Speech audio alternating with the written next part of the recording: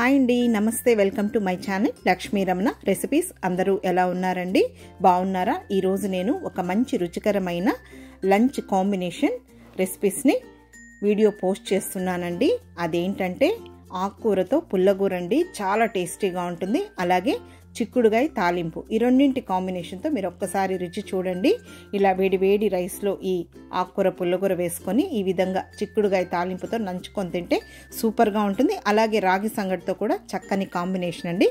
కాబట్టి ఈరోజు ఈ రెండు రెసిపీస్ని ఎలా ప్రిపేర్ చేసుకోవాలో చూసేద్దామండి. ఇక్కడ నేను ఆల్రెడీ సిర్రాకండి చూడండి, ఆకులు అనేది కొంచెం చిన్న చిన్నగా ఉంటాయి. కాడలతో సహా, లేత కాడలతో సహా మనం ఈ పుల్లగూరలో వేసుకోవాలండి. ఇది పుల్లగూరగానే కాదండి, ఆకుకూర పప్పులో వేసుకోవచ్చు, అలాగే వేపుడు చేసుకోవచ్చు. నేను ఒక పెద్ద కట్టని నీట్గా ఒలిచి కడిగి వాటర్ అంతా డ్రైన్ చేసి పెట్టాను. అలాగే ఒక 1/2 కేజీ చిక్కుడుగాయలండి, ఇవి నాటు చిక్కుడుగాయలు. వీటిని కూడా ఒలిచి శుభ్రంగా కడిగి పెట్టేశానండి. గింజలతో సహా మనం వేపుడు చేసుకుంటే చాలా బాగుంటుంది. ముందుగా ఈ చిక్కుడుగాయల్ని ఉడికించుకొని మనం వేపుడు చేసేసుకుందామండి. ఒక్కొక్కసారి డైరెక్ట్గా కూడా వేపుడు చేసేసుకోవచ్చు. పోపులో వేసి కొద్దిగా నీళ్లు వేసి మూత పెట్టి అలా కూడా చేసుకోవచ్చు. లేదు ఈ విధంగా ముందుగా ఒక 4 నిమిషాలు ఉడికించుకొని కూడా మనం వేపుడు చేసుకోవచ్చు. ఇక్కడ నేను ఒక గిన్నెలోకి ఈ చిక్కుడుగాయలు తీసేసుకున్నానండి. కొద్దిగా నీళ్లు వేసి కొంచెం రాళ్ళుప్పు వేసాను. నీళ్లు కొద్దిగా వేసుకోవాలి, మళ్ళీ వంపనండి. ఆ నీళ్లతోనే మనం ఆ చిక్కుడుగాయల్ని ఉడికించుకోవాలి. ఇప్పుడు స్టవ్ వెలిగిస్తున్నాను. ఒక్కొక్కసారి నేను కుక్కర్లో కూడా డైరెక్ట్గా ఒక్క విజిల్ పెట్టి ఉడికించి కూడా నేను వేపుడు చేస్తానండి. లేదు ఈ విధంగా గిన్నెలో కూడా చేసేసుకోవచ్చు. ఇప్పుడు మీడియం ఫ్లేమ్లో ఉడికించానండి.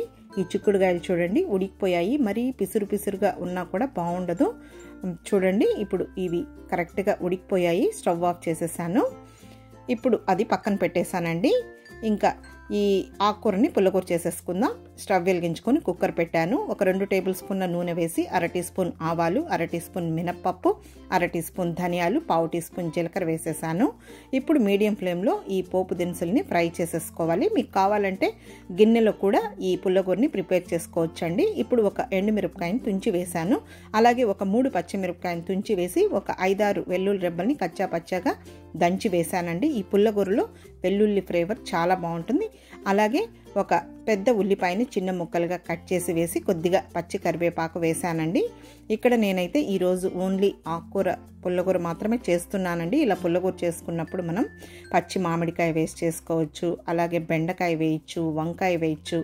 తర్వాత అలా మనం మిక్స్ చేసి చేసుకోవచ్చండి. ఇక్కడ ఒక ఆకుకూర వేస్తున్నాను. మీకు కావాలంటే ఇందులో తోటకూర వేసుకోవచ్చు, అలాగే గోంగూర వేసేసుకోవచ్చు, పాలకూర, చుక్కకూర, అలా మిక్స్డ్ ఆకుకూరలను కూడా మనం వేస్ట్ చేసుకోవచ్చండి. ఇప్పుడు ఒక 1/2 టీ స్పూన్ పసుపు పొడి, అలాగే ఒక 1/2 టీ స్పూన్ ధనియాల పొడి వేసాను. ధనియాలు వేసినా కూడా కొద్దిగా ధనియాల పొడి కూడా వేస్తే బాగుంటుంది. అలాగే ఉప్పు వేసానండి రుచికి సరిపడా. ఒక పెద్ద టమాటోని కొంచెం చిన్న చిన్న ముక్కలుగా కట్ చేసి వేసేసాను. ఇప్పుడు మీడియం ఫ్లేమ్లో ఒక 5-6 నిమిషాలు ఇలా కలుపుకుంటూ ఫ్రై చేసేసుకోవాలి. చూడండి టమాటో బాగా మగ్గింది, అలాగే ఆకుకూర కూడా మనకు బాగా వేగింది. ఇప్పుడు ఇందులో కొద్దిగా కొత్తిమీరని సన్నగా చాప్ చేసి వేసేసుకొని కొద్దిగా చింతపండుని కడిగి వేసుకోవాలి. ఇప్పుడు కొంచెం నీళ్లు వేసుకోవాలి. ఈ పుల్లకూర మరీ నీళ్ళగా ఉన్నా కూడా బాగుండదండి, కొంచెం గట్టిగా ఉంటేనే బాగుంటుంది. ఇప్పుడు ఇదంతా ఒకసారి కలిపేసేసుకోవాలి. చాలా బాగుంటుందండి. ఆకుకూరలు రోజు తింటే హెల్దీ కాబట్టి మనం ఈ విధంగా చేసేసుకోవచ్చు. ఇప్పుడు కుక్కర్కి మూత పెట్టేసేసుకొని మీడియం ఫ్లేమ్లో ఒక 3 విజిల్స్ వచ్చే వరకు ఉడికించుకుంటే సరిపోతుంది. ఇప్పుడు ఆ కుక్కర్ తీసి ఇంకొక పొయ్యి మీద పెట్టానండి. ఇంకా ఈ లోపల మనం చిక్కుడుగాయ వేపుడిని చేసేసుకుందాము. ముందుగా స్టవ్ వెలిగించి ప్యాన్ పెట్టాను. 1 టేబుల్ స్పూన్ నూనె వేసి 1/2 టీ స్పూన్ ఆవాలు, 1/2 టీ స్పూన్ మినప్పప్పు, 1/2 టీ స్పూన్ పచ్చిశనగపప్పు, 1/4 టీ స్పూన్ జీలకర్ర, అలాగే ఒక ఎండుమిరపకాయని తుంచి వేసేసాను. పోపు దినుసులు వేగిన తర్వాత ఒక మీడియం సైజులో ఉన్న ఉల్లిపాయని చిన్న ముక్కలుగా కట్ చేసి వేసాను. కొద్దిగా కరివేపాకు కూడా వేసాను. ఇప్పుడు ఈ ఉల్లిపాయ ముక్కల్ని 1 నిమిషం లైట్గా ఫ్రై చేసేసుకుంటే సరిపోతుంది. ఇంకా ఆకుకూర మనం పుల్లకూర చేసుకుంటున్నాం కదా, ఇక్కడ వేపుడు అనేది మన ఇష్టం అండి. బెండకాయ చేసుకోవచ్చు, వంకాయ చేసుకోవచ్చు, కాకరకాయ చేసుకోవచ్చు, అరటికాయ, అలా మనం కాంబినేషన్ అనేది మార్చి చేసుకోవచ్చు. ఇప్పుడు చిక్కుడుకాయలు వేసేసాను. ఒక 1/2 టీ స్పూన్ పసుపు పొడి వేసి ఒక 6-7 వెల్లుల్లి రెబ్బల్ని కచ్చా పచ్చగా దంచి వేసానండి. వెల్లుల్లి చాలా ఆరోగ్యానికి మంచిది. ఇలా వేపుడులోకి కొంచెం వెల్లుల్లి ఎక్కువగా వేసుకుంటే టేస్ట్ కూడా బాగుంటుంది. ఇప్పుడు మీడియం ఫ్లేమ్లో ఒక 2-3 నిమిషాలు ఫ్రై చేసుకున్న తర్వాత 1/2 టీ స్పూన్ కారం పొడి, అర టీ స్పూన్ ధనియాల పొడి, అలాగే అర టీ స్పూన్ పప్పుల పొడి కూడా వేసానండి. కొంచెం పప్పులు, చట్నీ పప్పులు అంటాం కదా అండి, అది కొద్దిగా కచ్చా పచ్చగా దంచి ఈ విధంగా మనం వేసుకున్నామంటే చాలా బాగుంటుంది. ఇప్పుడు మీడియం ఫ్లేమ్లో 1 నిమిషం అంతా ఫ్రై చేసుకున్న తర్వాత చివరగా కొంచెం కొత్తిమీరని సన్నగా చాప్ చేసి వేసేసుకోవాలి. మామూలుగా ఇక్కడ మనం వేపుడులో పొడి మార్చి చేసుకోవచ్చండి. పల్లి పొడి వేసుకోవచ్చు, స్టవ్ ఆఫ్ చేసేసాను. అలాగే కొబ్బరి పొడి వేసుకోవచ్చు, అలా మనం పొడిని మార్చి చేసుకోవచ్చు. ఇప్పుడు చూడండి, ఇది ఉడికిపోయింది.